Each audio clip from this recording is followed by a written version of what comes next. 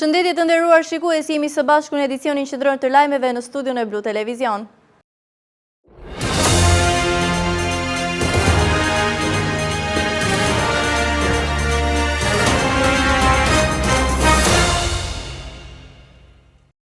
Zjarri i cili ra mbrëmjen e së martës në malin e Shashicës dhe rrezikoi dy fshatrat Sherishtën dhe Drashovicën, është vënë tashmë nën kontroll. Flakët u shfaqën rreth orës 20:30 në majën e malit dhe të favorizuara nga era u përhapën me shpejtësi duke djegur sipërfaqe të konsiderueshme me bimësitë e egër.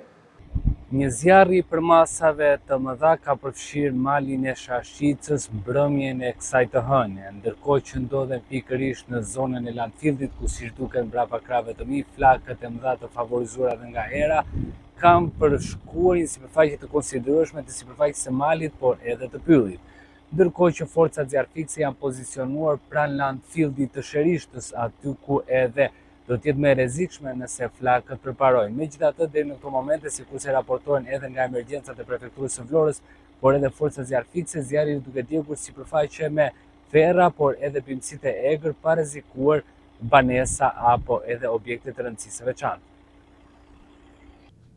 Një zjarri për masave të mëdha përfshiu mbrëmjen e së martës malin e Shashicës. Flakët u shfaqën fillimisht rreth orës 20:30 në majën e malit, ndërsa më pas të favorizuara nga era u përhapën me shpejtësi duke djegur sipërfaqe të konsiderueshme me bimësitë e egër në territorin kufitar mes bashkive Vlorë dhe Selenic. Forcat zjarfikëse ishin në gatishmëri duke monitoruar situatën dhe duke qenë të përgatitur për ndërhyrje në rast të përkeqësimit të saj, apo nëse flakët do t'i afroheshin landfillit të Sherishtës. Përhapja e flakëve krijoi një situatë rrezikshme edhe për 4 persona që ndodheshin pranë një guroreje në majën e malit të Shashicës. Ata mbetën të bllokuar për shkak të flakëve që rrethonin zonën, por fal ndërhyrjes së forcave zjarfikëse të 4 personat u evakuuan dhe fatmirësisht nuk pati probleme. Flakët vijuan gjatë gjithë natës të favorizuara nga era dhe terreni i vështirë malor. Kushtet e krijuara e bën të vështirë ndërhyrjen direkte të zjarfikësve, të cilët vijojnë të qëndrojnë në gatishmëri dhe të monitorojnë situatën për të shmangur përhapjen e zjarrit drejt zonave të banuara apo objekteve me rëndësi.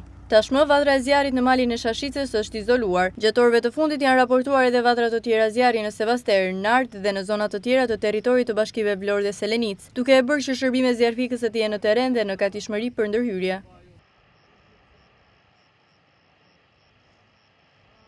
Pas disa orësh ndërhyrje të vështirë, forcat zjarfikëse kanë vendosur nën kontroll zjarrin që rrezikoi fshatrat Sherish dhe Drashovic. Shefi i zjarfikëses së Vlorës Luan Kapaj konfirmon se mëngjesin e sotëm situata është e qetë dhe nuk raportohet asnjë vatër aktive në territorin e bashkisë.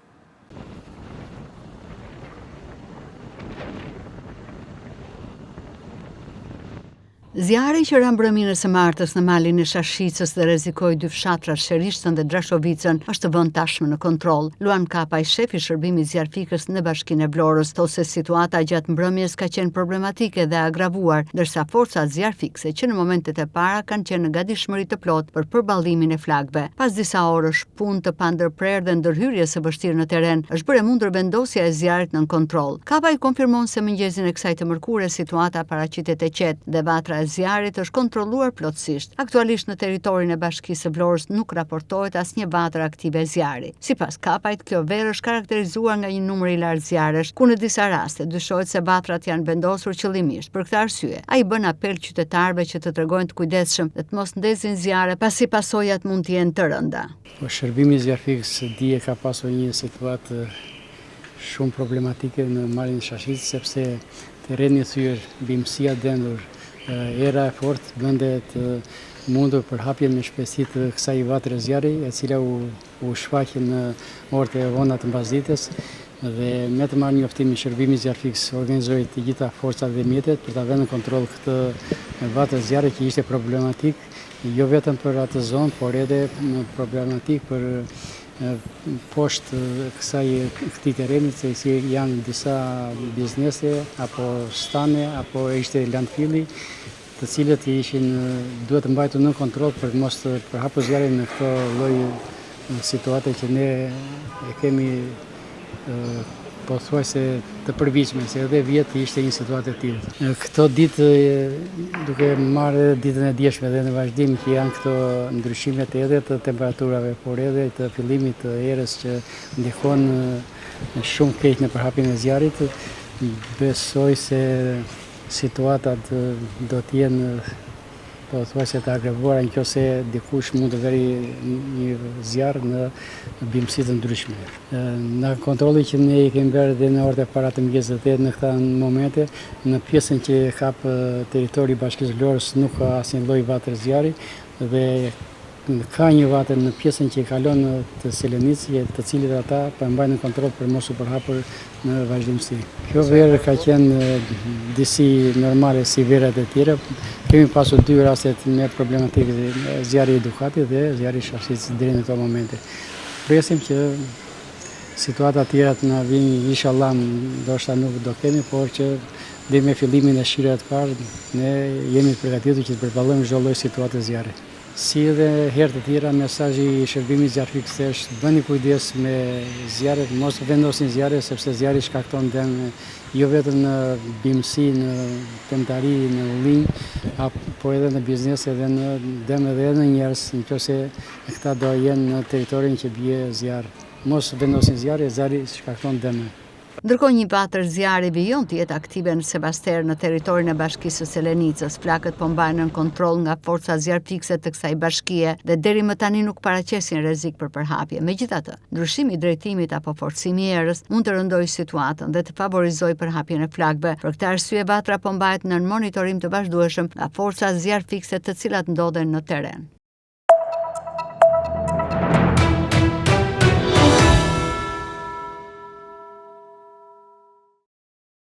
Imer Zyga denoncon Policinë Bashkiake të Vlorës për largimin me karotrecë të automjeteve të parkuara, duke kundërshtuar kostot shtesë që u ngarkojnë qytetarëve përveç gjobës. Ai cilëson procedurën të palishme dhe paralajmëron se do t'u drejtohet organeve ligjzbatuese për të ndjekur çështjen. Policia Bashkiake po vepron kundër ligjit. Shtetësi Imer Zyga denoncon Policinë Bashkiake në Vlorë, përveç gjobës qytetarët përballen edhe me koston e karotrecit. Sipas Imer Zykës, prej ditësh në Vlorë Policia Bashkiake po largon me karotrecë automjete të parkuara në zona të ndryshme të qytetit. Ai kundërshton si gjobat, të cilat i konsideron në disa raste të padrejta, ashtu edhe largimin e automjeteve, pasi qytetarët detyrohen të paguajnë një kosto shtesë për karotrecin. Zyka e konsideron këtë procedurë të palishme. Ai shpreh se është dakord të paguajë gjobën nëse automjeti është parkuar gabim, por kundërshton largimin e tij, veçanërisht kur bëhet fjalë për parkime publike. Ai deklaron se do t'u drejtohet organeve ligjzbatuese dhe do ta ndjekë çështjen deri në fund. Përshëndetje, unë quhem Imer Zyka edhe jam për pushime për momentin. Dje kam pasur një problem. Problemi ka ndodhur tek zona e stadiumit, tek parkimi para stadiumit. Më zhvën një gjob nga Policia Bashkiake. 30.000 lek edhe më shmarr mjeti me karotrecë. Më shvendosur tek zona e sodës ku është parkimi i automjeteve. Kam shkuar, kam nxjerr automjetin atje dhe na gjoba kam konstatuar që ka marrë një gjob për parkim të gabuar. Hapa nenin, në bazë të nenit që thot këtu 156.6, ligji numër 8378, datë 22/7/1998, parkimi gabuar. Dhe shikoj këtu që nuk kam vendosur asnjë masë plotësuese për çfarë më shmarr makina. Unë nuk jam kundra gjobës, jam thjesht kundra marrjes së makinës me karotrecë. Gjoba ishte 3.000 lek të reja, do me thënë 30.000 lek të vjetra. Nuk është parkim e pagesë, është parkim pa pagesë. Jam dakord që ta paguaj gjobën, sepse nëse kam parkuar diku në një parkim të gabuar, duhet paguar gjoba, por në bazë të ligjit 157.123, ata tje thot, marrja e makinës bëhet vetëm në raste të veçanta. Do me thënë, në qoftë se ke penguar është rrezik për qarkullimin rrugor, ke penguar një rrugë, ke penguar kalimin e qytetarëve. Janë raste të veçanta që merret makina me karotrecë. Unë jetoj në Gjermani, kam marrë gjob për parkim, nuk të vinë ta marrin makinën për gjob parkimi. Paguajnë gjobën? Jo, s'kam paguar sepse nuk ta marrin. Vetëm në raste të veçanta kur bllokon hyrjen e zjarrfikses, të ambulancës, ke parkuar në vizat të bardha që është për këmbësorët, ose në rast sepse përbën një rrezik për qytetarët. Në asnjë nga këto rastet mua nuk më shkruajtur këtu, më shkruajtur thjesht parkimi i gabuar. Ja, mund ta shikoni këtu. Çfarë bëhet sot? Unë sot vajta në bashki, me sa kuptova atje në ato gocat atje të bashkia, është një rast i përsëritur më thanë.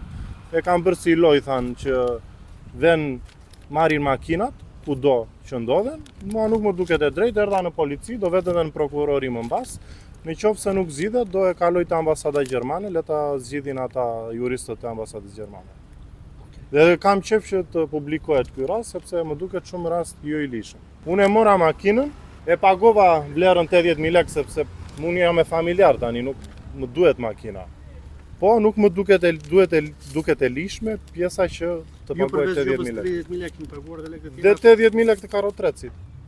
10.000 lekë parkimi dhe 70.000 lekë ishte gjoba shërbimi karrotrecit që ma ka marrë te stadiumi dhe ma ka çuar tek pika grumbullimi. Rastet të ngjashme raportohen edhe nga qytetarë dhe turistë të tjerë në Vlorë, të cilët pretendojnë se policia bashkiake po vepron në kundërshtim me ligjin, duke gjobitur dhe larguar automjetet me karrotrec, me kosto shtesë për qytetarët.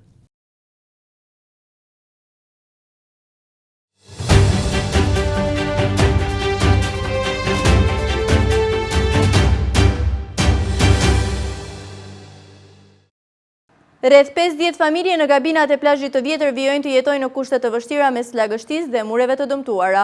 Prej vitesh mungon një projekt i rehabilitimi, ndërsa kërkohet ndërhyrje për përmirësimin e kushteve të banorëve dhe imazhit të një prej zonave më të frekuentuara në Vlorë.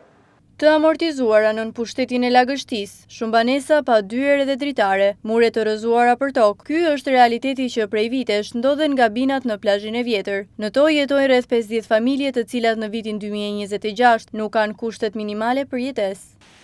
Të jetosh në mjerim në kushtet më minimale të jetesës. Ky është realiteti që jetojnë prej vitesh rreth 50 familje në gabinat e plazhit të vjetër.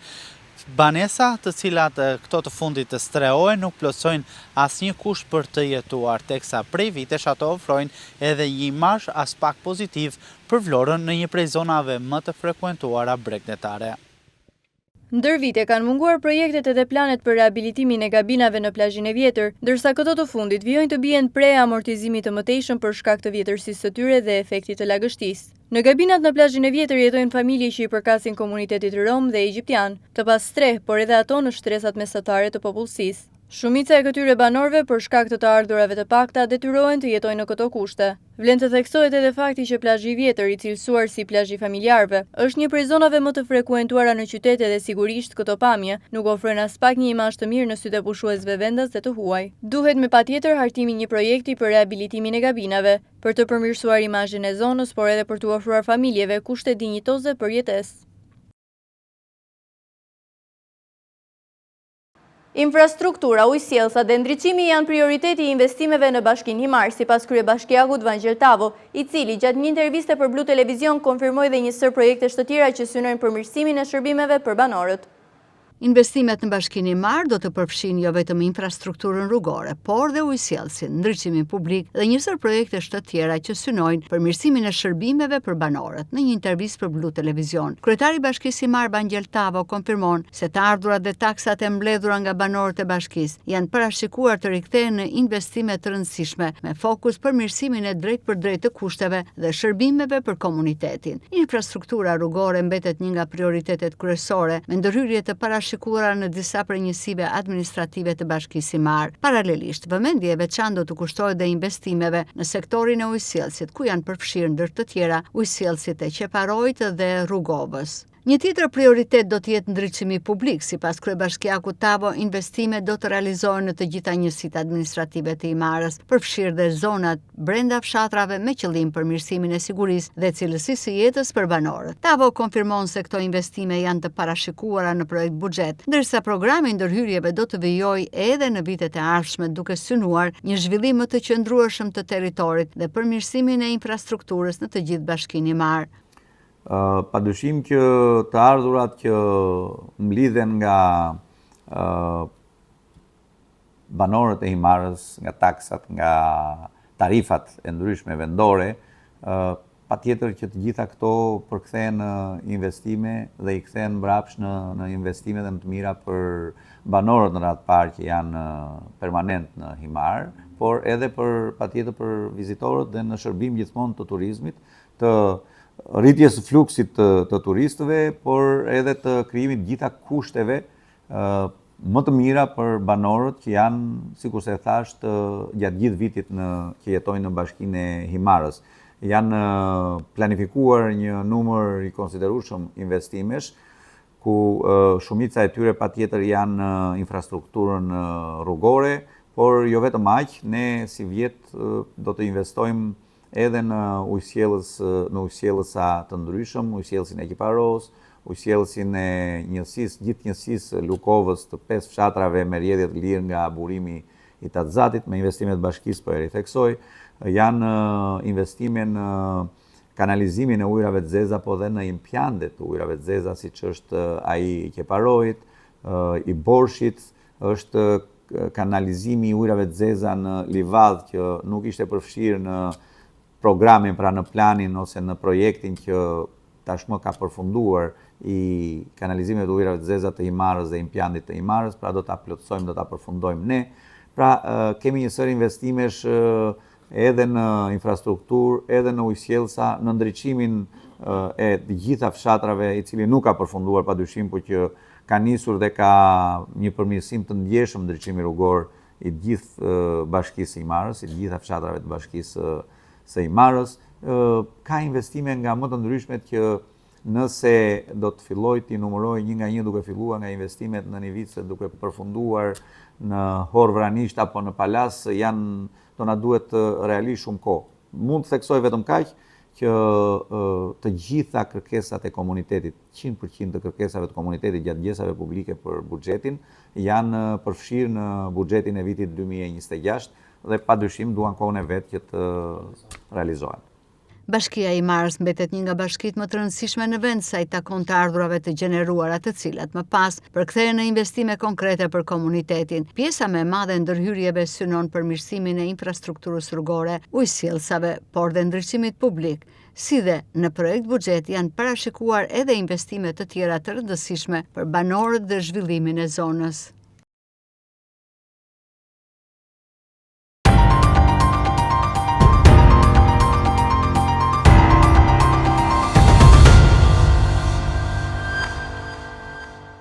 Në 116 vjetorin e lindjes, qytetarët vlonjat kujtojnë Nën Terezën, shenjtoren shqiptare që u bë simboli i bamirësisë. Në këtë ditë, ata i përcjellin apel politikës që të jetë e përullur dhe të shërbejë me përkushtim qytetarëve të saj. 116 vjet nga lindja e Nën Terezës, shenjtores shqiptare që u bë simboli i bamirësisë. Por si e mbajnë mend qytetarët e Vlorës dhe çfarë simbolizon për ta figura e Nën Terezës? Të pyetur për Blu Televizion, qytetarët thonë se Nën Tereza është personifikimi i bamirësisë i shqiptares shenjtore që sakrifikoi dhe shërbeu gjithë jetën e saj në të mirë të personave në nevojë, në të mirë të qytetarëve. Sipas së vlonjatëve, Nën Tereza dhe vepra e saj do të mbeten gjallë dhe do të kujtohen përgjithmonë. Qytetarët thonë se bamirësia nuk të varfëron asnjëherë, edhe pse është zbehur nga viti në vit dhe nga brezi në brez. Përsëri qytetarët thonë se ende ndjenja e mirësisë ekziston dhe duhet të përcillet më tej. Një apel kanë dhe për politikën që të bëjë mirë sa më tepër dhe të shërbejë qytetarëve të saj. Është krenari për ne që kemi patur një personalitet të tillë si Nën Tereza, e cila e vuri jetën e saj në shërbim të varfërve. Fatkeqësisht, ishte kupton që në kohën që ajo deshte të vinte në Shqipëri, nuk u lejuo, por kështu ndodhin gjërat. Politika, ajo i ka dita pa jetë. Ne qytetarët e kemi prishur një çik ekuilibrin. Duhet jemi më afër njëri tjetrit, me hallet tona, problemet tona. Megjithatë, shpresojmë që në të ardhmen të jetë më mirë se njerëzit do zgjohen dhe bëhen. Nën Tereza ka qenë zonjë grua, thotë. Çfarë kuptimi ka? Ishte një bamirëse, sepse njerëzit janë ndëruar ta. Nga sevapi nuk të gjen gjë. Kemi rënë. Brezi parë kishte më pak dhe bënte më shumë. Njeri i shenjtë, njeri i mirë, kaq. Ka bërë mirë. Të gjitha gjërat nash mirë është tani, po s'lën ta të rinj tani, na grin të rinj. Si do bëhet më mirë? Politika për ne bën aq mirë orti, për moshën time s'ka ku të vej më. Mirë, ka qetësi olla. Urdhoj gjithë ku fa populli, ka ndonjë në Vlorë jo. Pse s'bëjmë mirë për njëri tjetrin? Po shtu pse bëjmë mirë ne për njëri tjetrin, është gabi. Po si gjende? Nën Tereza, çfarë them për Nën Tereza, Nën Tereza është njëshi. Ka ndihmuar botën jo Shqipërinë, ëh? Nën Tereza është shenjtoria shqiptare, e cila shërbeu për vite me radhë dhe i dedikoi jetën e saj personave në nevojë, duke u gjendur atyre pranë në ditët dhe në kohët më të vështira.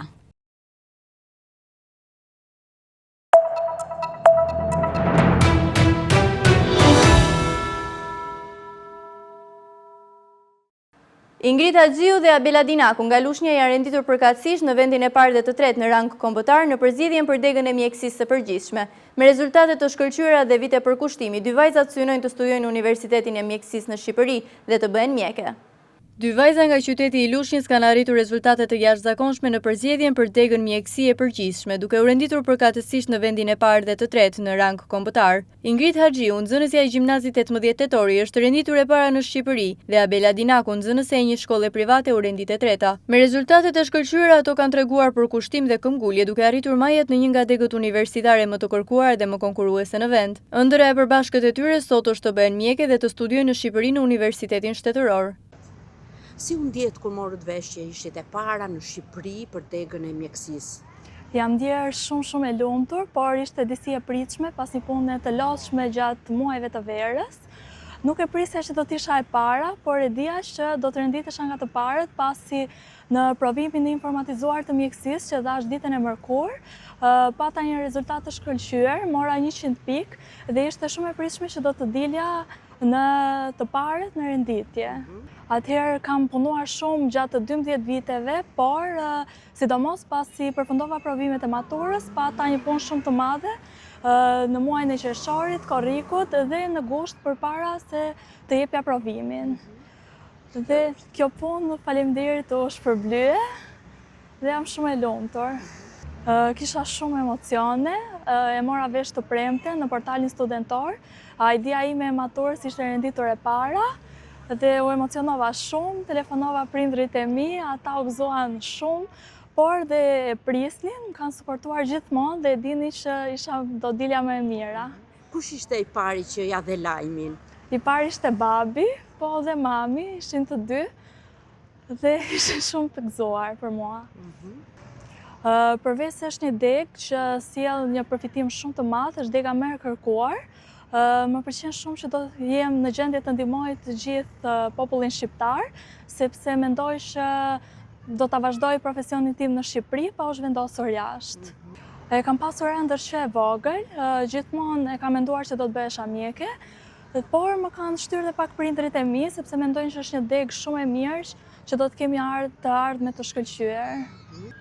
Mendoj që duke u përgatitur shumë mirë në Fakultetin e Mjekësisë, do arrit të bëhem një mjeke e shkëlqyer për t'i ardhur në ndihmë të gjithëve. Mendoj që do bëhem një kirurge, por nuk e di akoma. Ka shumë degë të ndryshme mjekësia dhe do më duhet akoma kohë për ta menduar. Jo, unë kam dëshirë të qëndroj në Shqipëri, këtu ku do përfundoj dhe shkollën, aty dua të ndihmoj të gjithë shqiptarët që do kenë nevojë për mua.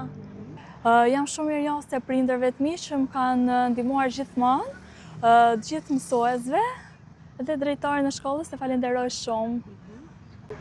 Si e përjetuat momentin kur dolët fituese dhe ishit në vendin e tretë në Shqipëri për degën mjekësi e përgjithshme? Të them të drejtën, nuk e prisja fare që të dilja vendi i tretë. E prisja që t'isha në listën fituese, sepse normalisht kisha një kohë shumë të gjatë që përgatitesha për këtë provim.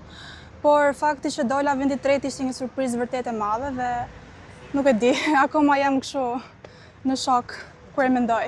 E mësova pasi mbarova provimin, sepse testi është informatizuar. Kur pash në ekran 100 pikë, nuk po i besoja dot syve. Kur kam dalë jashtë, normalisht prindërve të mi, sepse ata po më prisnin, është një tjetër lloj emocioni. Nuk kam qenë gjithmonë e prirur që të shkoj për mjekësi. Kanë qenë më tepër prindërit e mi, ata që më kanë dhënë shtysën e parë.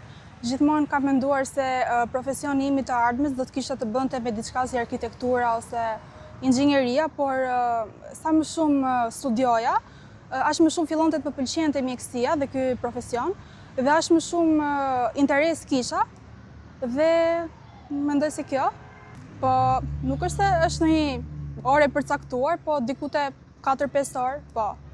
Sidomos tani në verë pasi mbaruam dhe provimet e maturës.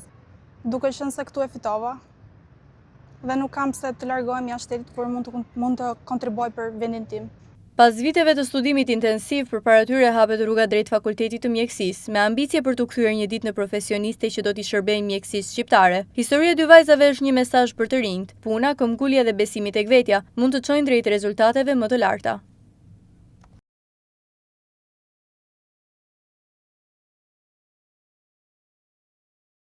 Dhe qëndrojmë po në zhvillime nga arsimi Universiteti Eqerem Çabej në Gjirokastër ka regjistruar 2100 aplikime në raundin e parë, rreth 300 më shumë se një vit më parë. Sipas rektorit Sana, degët më të kërkuara janë ekonomiku dhe infermieria, ndërsa rritje interesi vihet re edhe për programet e mësuesisë.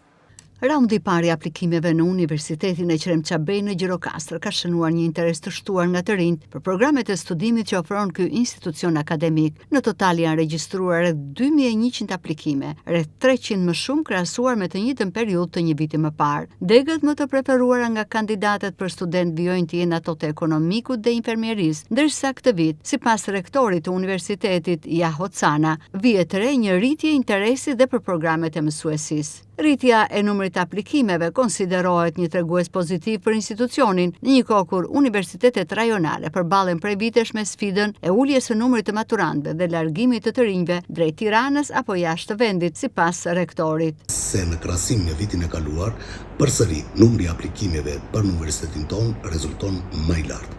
Nëse vitin e kaluar ne kishim rreth 1800 aplikime, për këtë vit aplikimi i studentëve ka kaluar shifrën e 2000 studentëve. Pra që i bjerë rreth 300 student më shumë nga viti i kaluar. Kjo të tregon dhe njërë tjetër, se Universiteti Eqerem Çabej i Gjirokastës është në rrugën e dur të përmirësimit të mëtejshëm të ofertës akademike. Kjo ka ardhur si rezultat e një pune të palodhur e stafeve akademike për të i përqasur të gjitha programet e studimit me ofertat e punësimit. Në ana tjetër, duhet të thënë se universitetin ton gjatë kësaj periudhe janë bërë shumë përpjekje të mëdha për të ndërkombëtarizuar akoma më tej universitetin. Tashëm ne kemi rreth 5 programe të përbashkëta me Universitetet e Italisë dhe Universitetet e Greqisë. Ndërkohë, jemi për këtë vit akademik në prag të hapjes së disa programeve të reja, siç është hapja doktoraturës me një universitet të Letonisë në Fakultetin Ekonomik. Jemi në prag të konsolidimit të hapjes së programeve të përbashkëta, të njësër programesh të përbashkëta me Universitetin e Aninës, një universitet i cili ka një potencë të jashtëzakonshme në gjithë Europën. Nga ana tjetër, risia për këtë vit akademik është hapja e programit të përbashkët të infermierisë me Universitetin Oriental të Piemontes në Itali, i cili është një nga universitetet më elitare në gjithë Europën në fushën e studimeve mjekësore. Raundi i parë i regjistrimeve zhvillohet nga 26 korriku deri në 8 shtator dhe është ndarë në 7 faza, secila me kohë zgjatje 48 orë. Gjatë kësaj periudhe, kandidatët fitues kanë mundësi të kryejnë regjistrimin sipas renditjes dhe programit të studimit ku janë shpallur fitues. Universiteti Eqerem Çabej ka një histori mbi 50 vjeçare dhe mbetet një prej qendrave të rëndësishme akademike në jug të vendit. Përmes programeve të ndryshme të studimit, universiteti synon të ruajë rolin e tij në formimin e brezave të rinj dhe përgatitjen e profesionistëve për tregun e punës në rajon dhe më gjerë.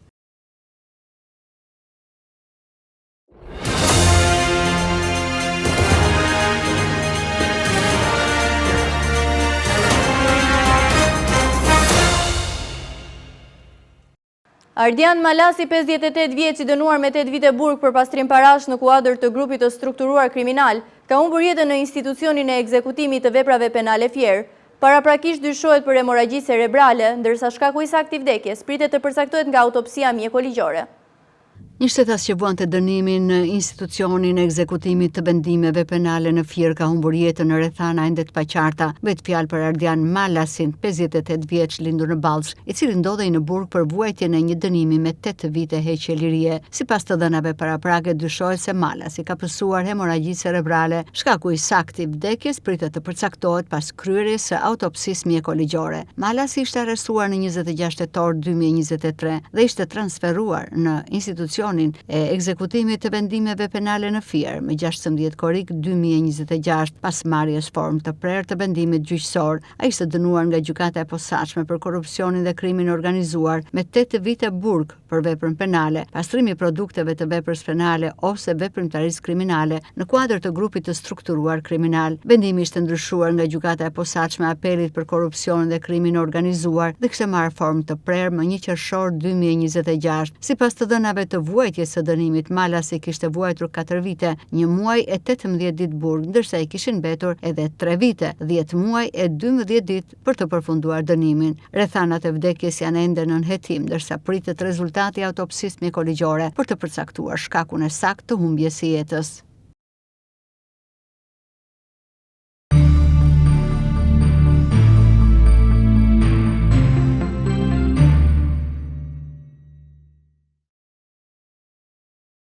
Jurgen dhe Mariola Kaçani kanë mbledhur qytetarë të shumtë në ambientet e kinemas verore në Vlorë në një mbrëmje të mbushur me muzikë dhe atmosferë festive.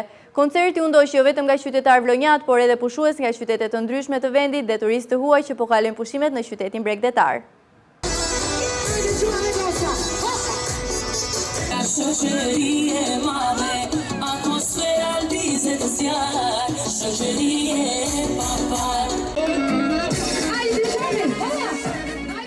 Jurgen dhe Mariola Kaçani kanë mbledhur një numër të madh qytetarësh në ambientet e kinemas verore në Vlorë, në një mbrëmje të mbushur me muzikë dhe atmosferë festive. Të pranishëm në koncert ishin jo vetëm qytetarë vlonjat, por edhe pushues nga qytete të ndryshme të vendit dhe turistë të huaj që po kalojnë pushime në qytetin bregdetar. Koncerti i organizuar nga Qendra Kulturore e Bashkisë Vlorë ka gjallëruar zonën pranë shëtitores bregdetare, duke tërhequr vëmendjen e qytetarëve dhe vizitorëve që ndodheshin në lungomare. Jurgen dhe Mariola Kaçani interpretuan për publikun duke krijuar një atmosferë festive dhe duke kthyer mbrëmjen në një tjetër aktivitet argëtues të sezonit veror në Vlorë. Aktivitetet të tilla kulturore dhe artistike kanë qenë të shumta gjatë kësaj vere në qytetin bregdetar, duke pasuruar kalendarin e eventeve dhe duke u ofruar qytetarëve dhe turistëve mundësi të ndryshme argëtimi gjatë mbrëmjeve verore. Vlora vijon kështu të ndërthur ofertën turistike me aktivitetet kulturore dhe muzikore, të cilat japin më shumë gjallëri shëtitores dhe zonave më të frekuentuara të qytetit gjatë sezonit turistik.